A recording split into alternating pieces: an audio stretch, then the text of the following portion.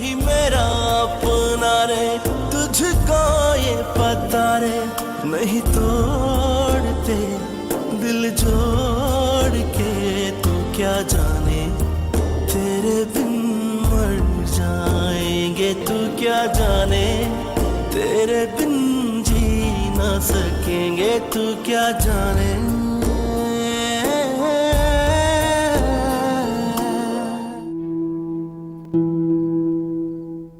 این مقصود کجا مونده؟ چرا تا الان نیومده؟ مامان را میادش. آخه بعد از مدت ها رفته دیدن دوستانش. ولی مامان شما هم این نقش بازی کردنتون اصلا تموم نمیشه ها. مسخره کن. تو هم مامانتو مسخره کن. این کارهایی که من میکنم واسه خوشحالی این خونه میکنم. والا یه چیزی بگم، لازم نیست اینقدر هم پیش بریم. چون اون بی احترامی که سعادت خان باهاش کرده نه، بعد از اونجا پاشو اصلا نمیذاره. شاکار منو دیدی؟ الان فهمیدی چی شده؟ وگرنه تا آخر عمر اون پسرمو ول نمی‌کرد. این که هست.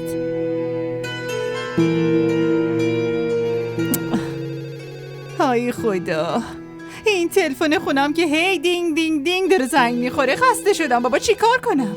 هیچ کاری نکن، برو سیمشو قطع کن. مطمئنی؟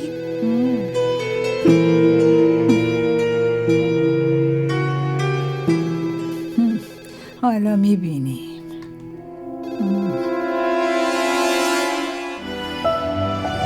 مشترک مورد نظر در دسترس نمیباشد.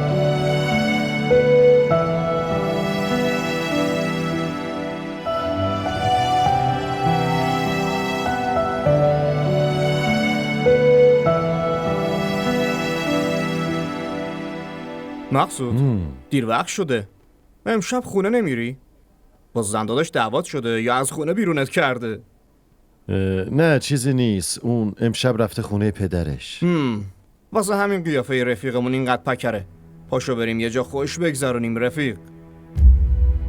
کجا خوش بگذرونیم؟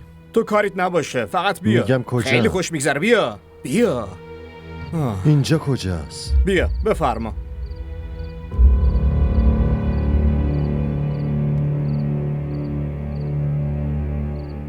تو؟ مقصود داداش، چند وقت بود که التماس میکرد با تو روبروش کنم.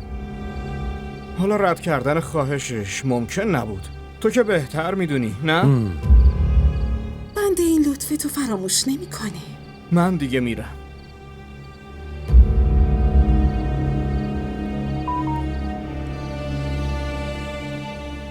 هدفت از این دعوت چیه؟ دلتنگم و دیداره. تو درمان من است. پرسیدم هدفت از این دعوت چی بوده؟ هدفمو میگم. از دلتنگی حرف بزنیم که چندین سال آرامش رو از هم گرفته. طوایف و داستان دلتنگی؟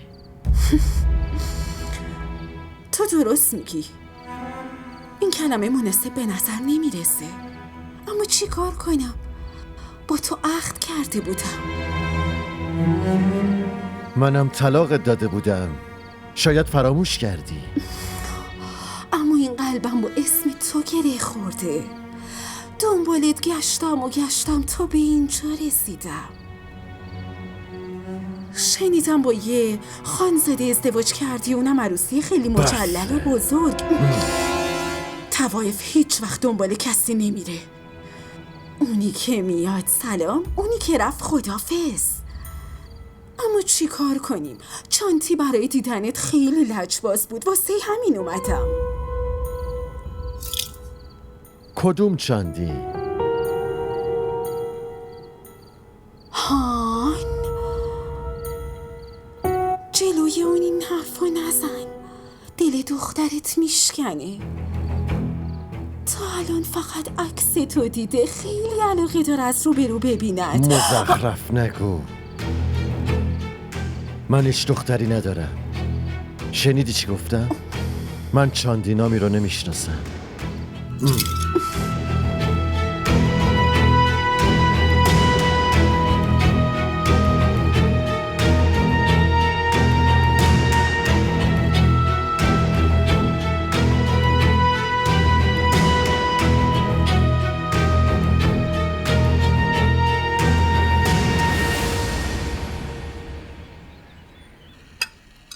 بیا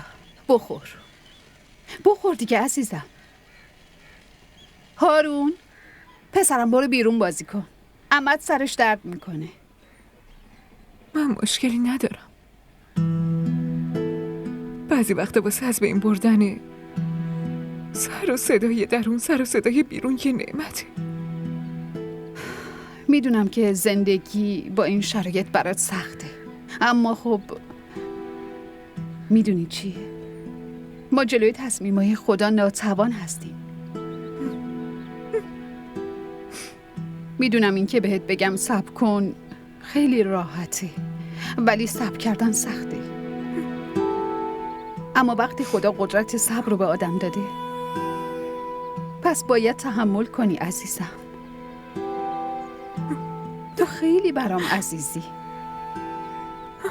مثل خواهرم میمونی. لطفاً گریه نکن، من ناراحت میشم. این گریه واسه شرایطم نیست، بلکه واسه مقصود. برای اون گریه میکنی؟ این گریه ها؟ من با اون رویای یه زندگی طولانی رو داشتم، ولی حتی نتونستم بهش یه بچه بدم.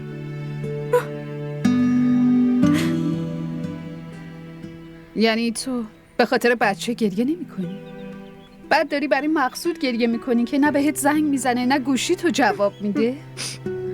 یه خورده قهر بودن حقشه مگه نه؟ چه قهری؟ مگه تو چه تقصیری داشتی؟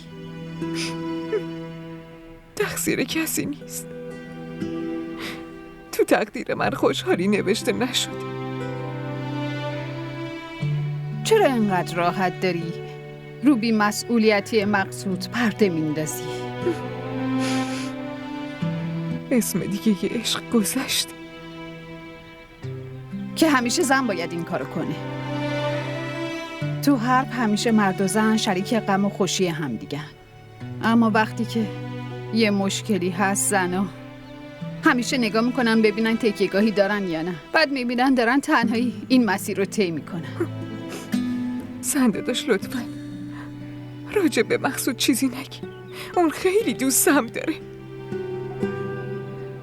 همون قدری که تو دوستش داری دوستت داره؟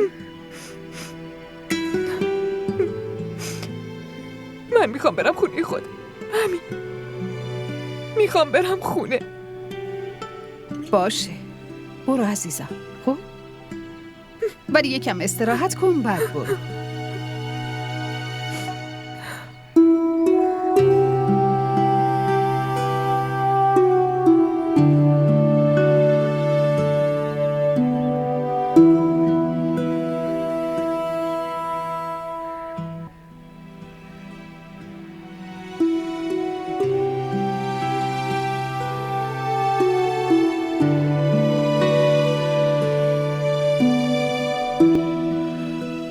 ببین عزیزم، این ازدواج فقط انتخابم نبود، بلکه به خاطر عشقم و نتیجه دعاهای شب و روزم بود. خوشحال باش.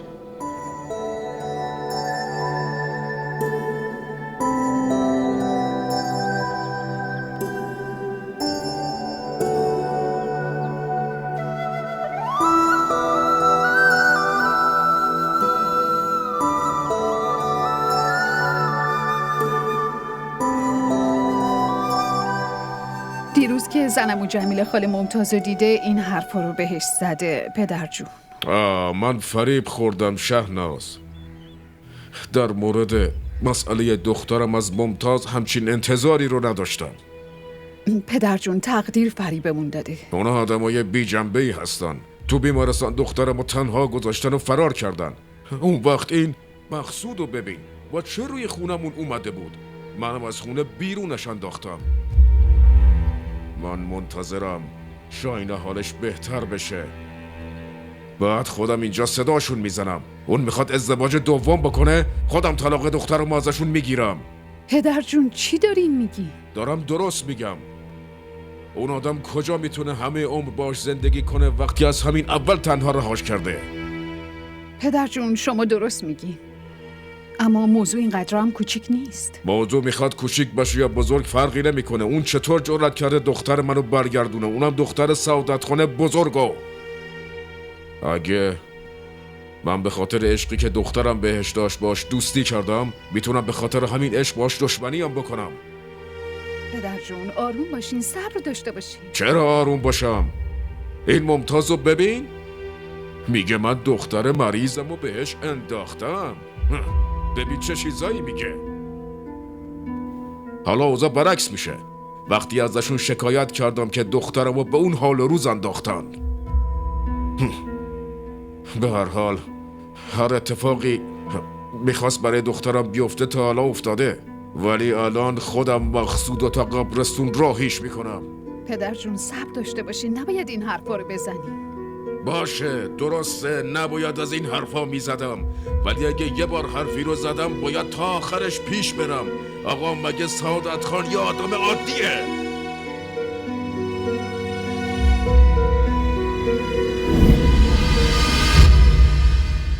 وای خدا، شاهینه خانوم، شاهینه خانوم، شاهینه خانوم، پدر جون، شاهینه خانوم، شاهینه خانوم، کسی هست؟ من بلال در حضور خداوند متعال این قول رو همینطور که الان دست سارا رو گرفتم برای همیشه دستش رو محکم میگیرم. اصلا میدونی که زن و بچه دارن تو چه شرایطی زندگی میکنن؟ اگه تو نمیخوای منو طلاق بدی خودم پرونده طلاق باز.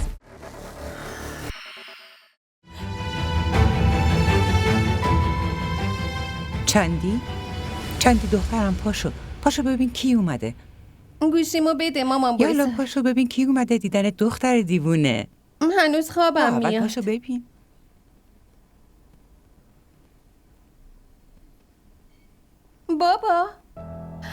بابای عزیزم شما اومدین؟ مامان این که واقعا بابامه، همونی که عکسشو دیدم. بله دخترم. این اجازه بخون، وگرنه چاندی به راحتی پیش هر کسی نمیره. یه دقیقه نشد که خون خودشو شناخت. آره دیگه، چانتی که شناخت، ولی حالا ببینیم واسه مقصود شناختن خون خودش چقدر زمان میبره.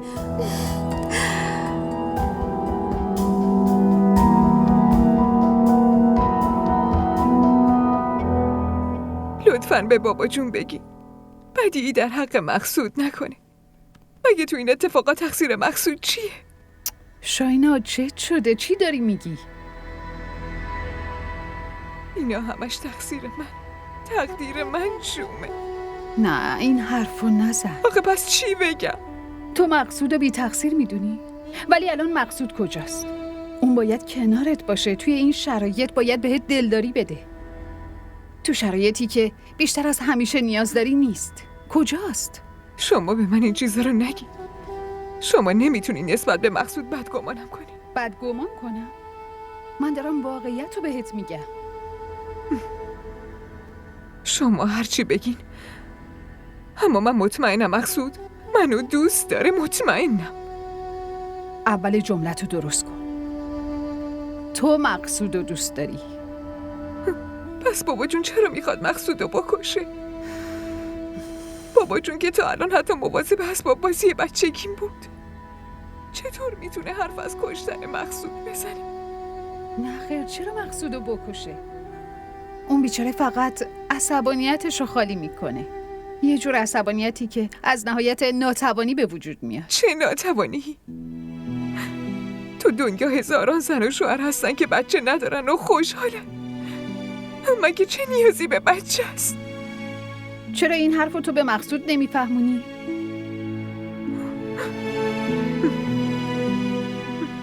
میفهمونم. یه بار اگه به دیدنم بیاد.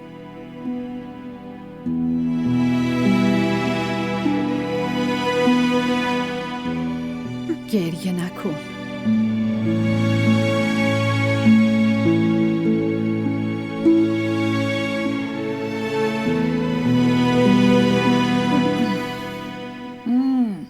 تمام شب کجا بودی؟ ها؟ اگه زنت خونه نباشه تو باید شب تا صبح بیرون بمونی؟ معلومه کجایی؟ بس کن مادر، من خودم کلی نگرانی دارم. آره بایدم نگران باشی، چون پدر زنت زندگیتو نابود کرده. ببین وقتی دختر ازدواج میکنه دیگه پدر هیچ حقی رو دخترش نداره، ولی اینجا پدر زنت حق همه چی رو داره، تازه امضا هم داره میکنه. چون راه حل دیگه ای نداشت. ولی اینکه راه حل نشد، دخترش رو برداشت ناقص کرد. میتونست ببرتش پیش یه دکتر دیگه. مادر خودت میدونی که نمیشد واقعا. فرصت کافی نداشتیم، باید عمل جراحی میشد. منم همینقدر فقط میدونم. آره تو هم واسه خودت دکتر شدی. ببین اگه درد داشت خب بهش دارو میدادیم. الان داروهای پیشرفته هم اومده، میخورد خوب میشد. 2-3 تا بچه هم به دنیا میبرد، بعد میبردیش عملش میکردی. چه اشکالی داشت؟ ببخشید الان چی کار میشه کرد؟ چی بگم دیگه؟ الان شاینا دیگه زن زندگیت نمیشه. پس چی کار کنم؟ طلاقش بدم؟ کاش این کار راحتی بود. پس هدف از این بحث کردن چیه؟ توی دنیا خیلی آدم ها هستن که نمیتونن بچه دار بشن. این شانس منه دیگه. الان این مشکل برای شاینا پیش اومده. شما فکر کن اگه برای من پیش میومد چی میشد؟ خدا نکنه. آخه این حرفای احمقانه چیه میزنی؟ دیوونه شده. ولی یه چیزی رو بدون مادر من، اگر شاینا رو برم طلاق بدم این پول و دارایی‌ها همش از پیشمون میره. باید ازش دست بکشیم. مشکل همینجاست که کاری نمیتونیم بکنیم. حرف منو گوش کن. ولی بچه دار شدن خیلی مهمه. پس چی کار کنم؟ برم از یکی دیگه بچه بیارم؟ من بچه تو رو میخوام، نه بچه مردمو. چه روزگاری شد.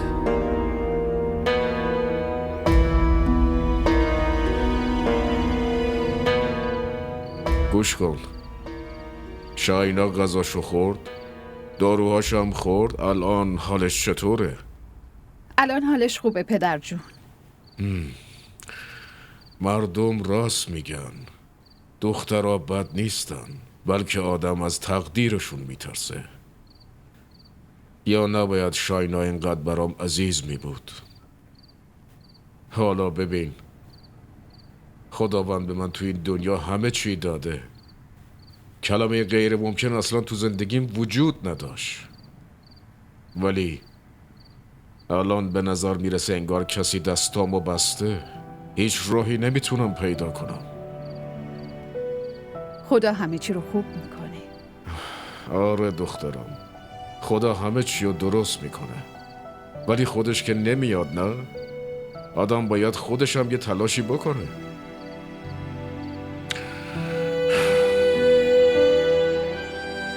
شما چی فکر میکنی؟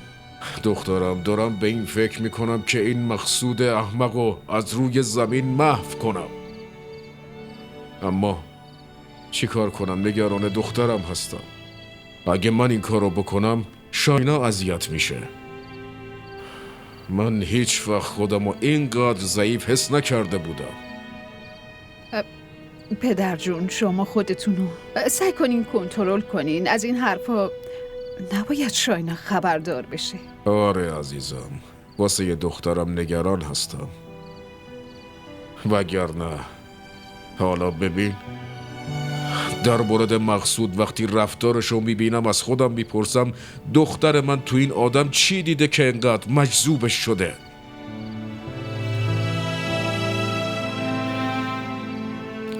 مردم درست میگن که زنان ناقص العقلن. ما را در شبکه‌های اجتماعی دنبال کنید.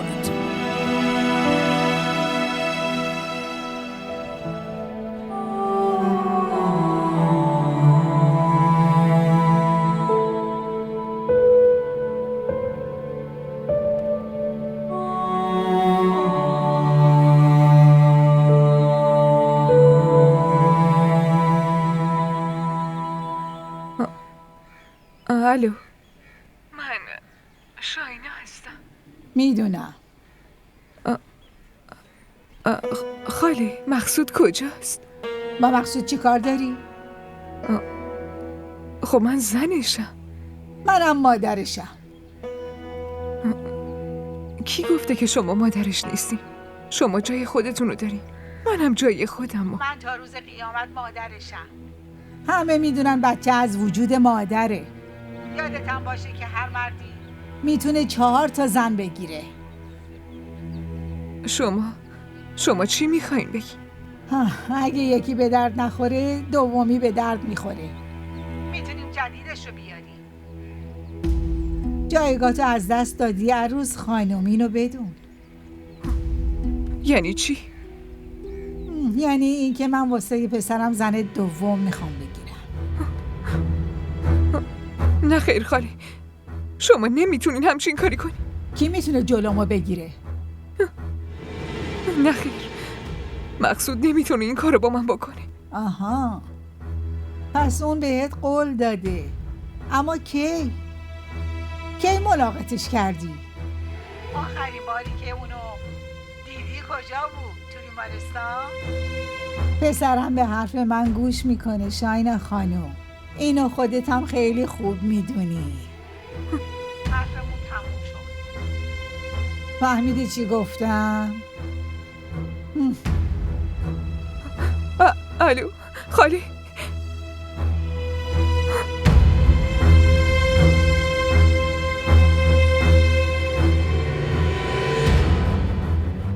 تو چه مدرکی داری که این دختر منه ها؟ یواشتر، اگه بچه بشنوه دلش میشکنه. بس کن. نمیتونی منو بیشتر از این احمق فرض کنی. منم گول این حرفای چرند تو رو نمیخورم. گول؟ چه گولی؟ من دارم راستشو میگم. این واقعیت زندگی اونه. من چرا گولت بزنم؟ داستان واقعی همینه جناب. اون دختر خودته. تو چی میخوای؟ شما رو. ولی این حقو که به اون خانزاده دادین و نه. اسمش چیه؟ ببین من فریب این حرفاتو نمیخورم. فریب؟ آره. یه کورم وقتی اونو ببینه میگه این دختر مقصوده. من فقط به دنیا آوردمش. اما بازم اگه میخواین مطمئن بشین این کارو بکنین. الان این که خیلی پیشرفت کرده، 1000 جور آزمایشه. پدر که سهله، حتی میتونه پدر بزرگش هم معلوم کنه. مطمئن شو، اونم به طور کامل.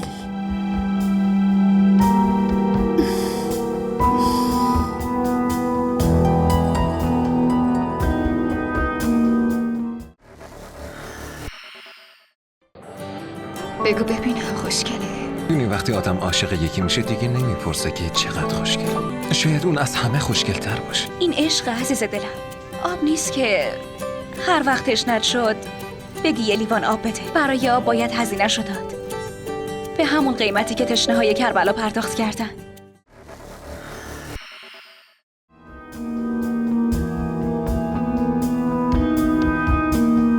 جایگاهتو از دست دادی عروس خانم، اینو بدون. یعنی این که من واسه پسرم زن دوم میخوام بگیرم. تو مقصودو بی تقصیر میدونی؟ الان مقصود کجاست؟ اون باید الان تو این روزا که بهش احتیاج داری کنارت باشه. تو شرایطی که بیشتر از هر وقت دیگه بهش نیاز داری. کجاست؟ اگه یکی به درد نخوره دومی به درد میخوره.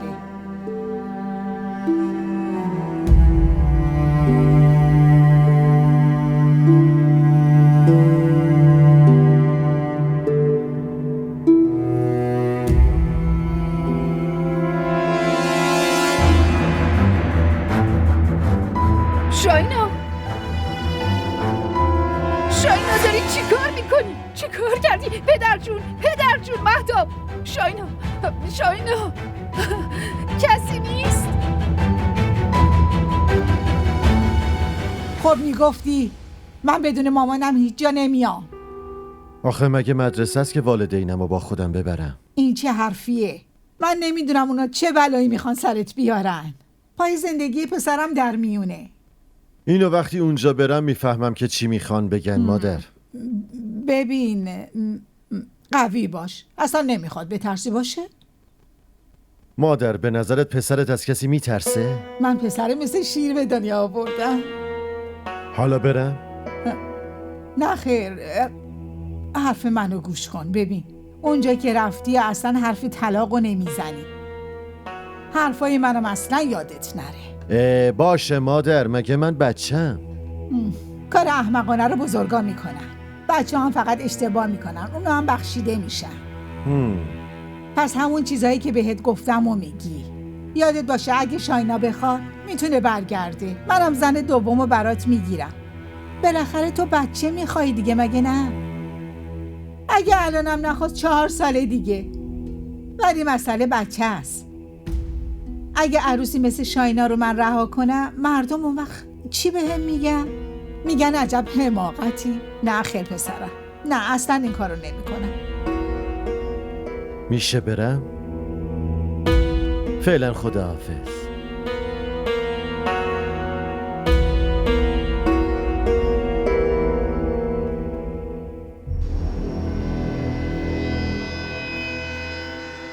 من علاقه ندارم وارد جزئیات بشم، ولی دلیل این غیبت طولانی رو نباید بدونم؟ شوهر خاله عزیزم، مادر مامان، الانم دست مامان تو میگرفتی میآوردی. ممتاز پشت تلفن یه جورایی حرف زده که دخترم شاینا ناراحت شده و از ناراحتی زیاد خواسته رگ دستشو ببره. اگه براش یه اتفاقی بیفتاد چی؟ شاینا اون کجاست؟ میرم ببینمش. بشین آروم باش. اون خونه باباشو حالش هم خوبه. تا وقتی من زندم اون چیزیش نمیشه. اگه قرار باشه اتفاقی براش بیفته، من حاضرم جونم رو به خاطرش بدم، همینطور جون کسی رم بگیرم. شما منو اینجا دعوت کردید تا فقط تهدیدم بکنین؟ این درسته؟ نه خیر، سعادت خان عادت نداره حرفای الکی بزنه. اون هر چی میگه بهش عملم میکنه. پس لطفاً بهم بگین برای زندگی ما چه تصمیمی گرفتین؟ مشکل همین جاست مقصود. متاسفانه به یکی از ما تبدیل شدی. دختر من این مقامو بهت داده. اون در کنار تو وایساده. حالا مشکل اینجاست که اگه من بهت چیزی بگم یا کاری کنم، اون مثل یه سپر ازت دفاع میکنه. ازدواج شاینا برای این دیر شد چون یکی مناسب اون نتونستم پیدا کنم. خواستگارا زیاد بودن، خیلی خانواده ها را دیدم، ولی با شنیدن این نباید تعجب کنی که تو اصلا جزء اونا نبودی. ما را در شبکه‌های اجتماعی دنبال کنید. ببین، پیوند تو آسمونا گره میخوره، ولی حفظ کردن اون پیوند کار زمینی هست. فهمیدی؟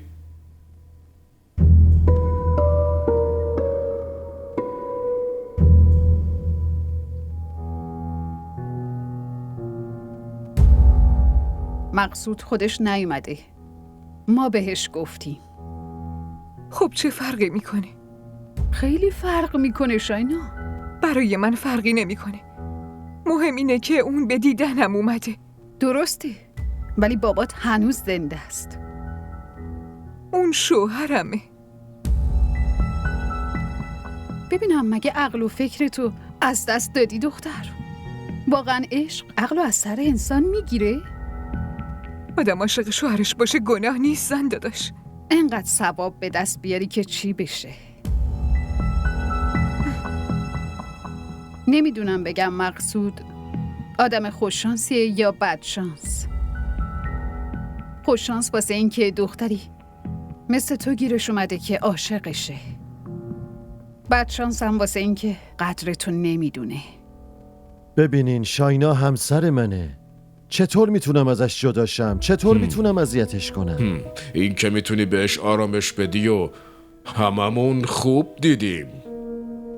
شوهر خاله 3 ماهه که ما با هم ازدواج کردیم. شما برین از خودش بپرسین، اصلا ببینید ما با هم تا حالا مشکلی داشتیم؟ 13 روزه که اون با منه. شکایتات داره خیلی طولانی میشه مقصود. ما با هم خوشبخت و خوشحال بودیم، باور کنین. اگه بخواین میتونین از شاینا بپرسین. همونطور خوشحال بودی که تو این چند روز من خوشحالیشو دیدم؟ بیا. این چیه؟ باید این برگه ها رو امضا کنی. نه شوهر خاله، نه، خواهش میکنم. من نمیتونم این برگه ها رو امضا کنم. من نمیتونم شاینا رو رها کنم. از من نخواه. تو نمیتونی رهاش کنی؟ لطفاً به همین اجازه رو بدین، میخوام ببرمش خونه. عشقم برای خودش یه سری اصول داره شاینا. اینو شما به من یاد میدین؟ نباید به خاطر عشق خودتو بیارزش کنی، حتی اگه طرف جونشو از دست بده. اما تو داری خودتو بیارزش میکنی. به هر حال ما بزرگ تو هستیم، خوب و بد تو خیلی خوب میدونی. وقتی پدر جون صدات زد برو. این حرف آبروی پدر جونه. لطفاً.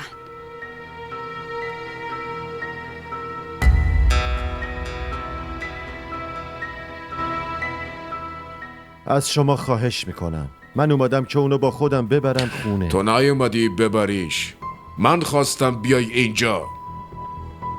شما چی میخواین بگین؟ تو میتونی شاینا رو خوشحال نگه داری؟ آخه این چه حرفیه که شما دارین میزنین؟ مثل قبل خوشحالش نگه میداری؟ چطوری خوشحال نگهش میداری؟ وقتی انقدر بی‌مسئولیت هستی و مادرت دائم داره بهش تیکه میندازه و انقدر اذیتش میکنه؟ عیبشو همیشه به روش میاره. نه نمیشه، این اتفاق نمیفته. من قسم میخورم، قول میدم که مادرم رو قانع کنم. از شما خواهش میکنم. من به جای باور کردن قولا مدرک رو باور میکنم. تو باید همه اینا رو بنویسی و من بهای خوشحال نگه داشتن شاینا رو بهت میدم. چی؟ بها؟ آره، این خونه جدیدمه که میخوام به شاینا هدیه بدم تا بتونی خوشحال نگهش داری. و این سهام شرکتمه. قیمت بسته نگه داشتن دهن مادرت تا اون هیچ وقت به شاینا تیکه نندازه. و این یه توافقنامه است که تو هیچ وقت حق نداری ازدواج دوم بکنی. در کنار دارایی‌های دیگه اینا رو هم میدم. من تنها پسر مادرم هستم. بچه براش مهمه. باشه. و این آپارتمانمون تو گلشنه. و یه چیز رو فراموش کردم که بهت بگم. همه اینا رو به نامت میزنم، ولی شرطش همینه که شاینا خوشحال باشه. پس مقصودم خوشحال میشه.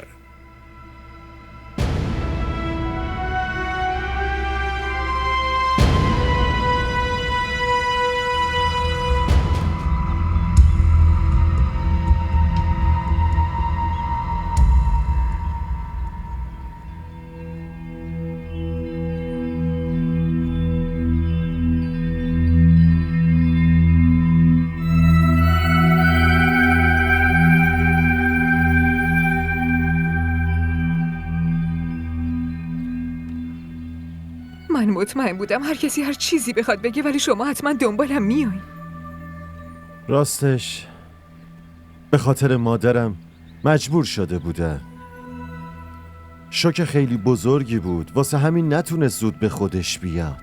خب تا که اینطوری میمونه؟ گوش کن، ما با هم دیگه اونو قانع میکنیم. ما نه، شما قانعش میکنی.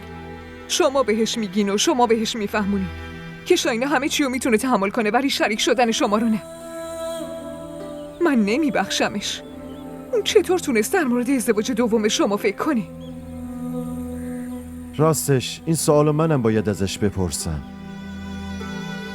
اما میخوام یه چیزی رو بهم بگی. چطور تونستی به خودکشی فکر کنی؟ یه لحظه هم به من فکر نکردی؟ به فکر شما بودم، واسه همین درد رو حس نکردم.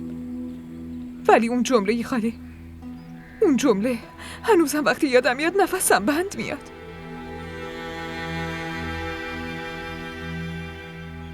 شنیده بودم که زن توی نفرت خیلی خطرناک میشه،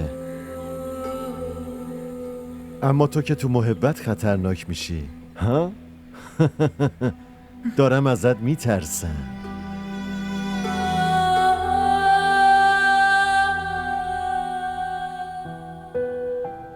شاینا دخترم، ببین کسی با تقدیر نمیتونه بجنگه.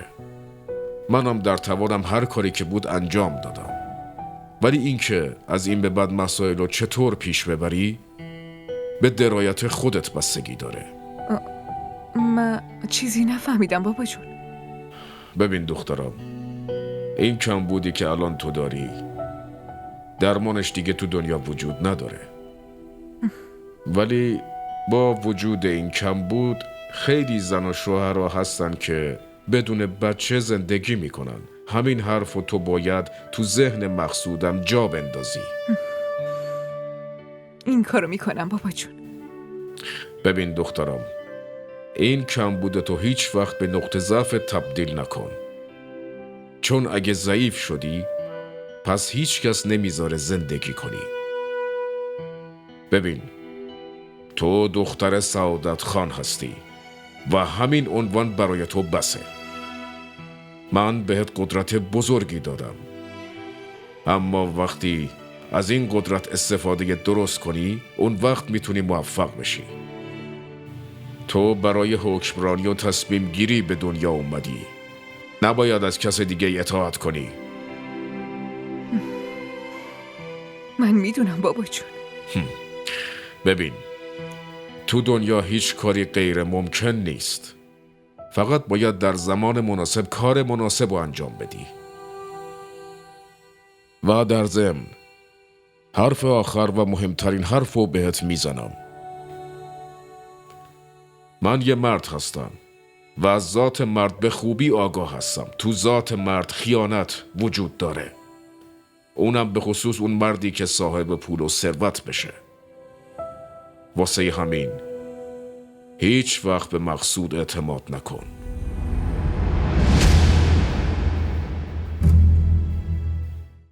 پرستار نه، بلکه به عنوان یه شوهر با محبت دارو میدی. این چه بی احتیاطیه؟ همه اطلاعاتو همینجوری ول کردی گذاشتی اینجا، چرا مراقب نیستی؟ اذیتم میکرد، واسه همین نپوشیدم. بابا جون میگه که تو خانواده یه شوهر همیشه باید آراسته باشی. وقتی پدر جان شما میگه حتما درست میگه. راستش من تله های ظریف و خیلی بیشتر دوست دارم. ولی من شنیده بودم که خانوما طلاهای بزرگ بزرگ دوست دارن. آره، ولی من مهتابو بیشتر دوست دارم. چی؟ مهتاب؟ یعنی شبای مهتاب. عجب، شبهای مهتاب. من میرم دست و رومو بشورم.